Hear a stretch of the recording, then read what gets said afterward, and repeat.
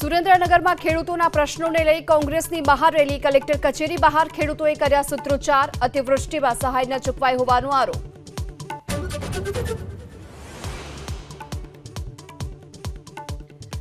બનાસકાંઠાના ભાભરમાં સિંચાઈનું પાણી ન મળતા ખેડૂતોમાં રોષ, ખાલી કેનાલમાં સનેડો ગાઈને પાણીની માંગ કરતા ખેડૂતોનો વિડીયો વાયરલ.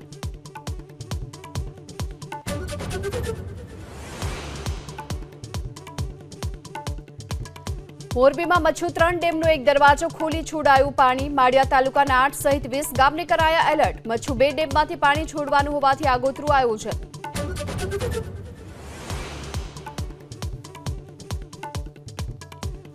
વડોદરા શહેરના કેટલાક વિસ્તારોમાં આજે પાણી કાપ, દોડકાની મુખ્ય પાણીની લાઇનમાં ભંગાણનું કરાશે સમારકામ. પાણી કાપથી 3 થી 4 લાખ લોકોને અસર.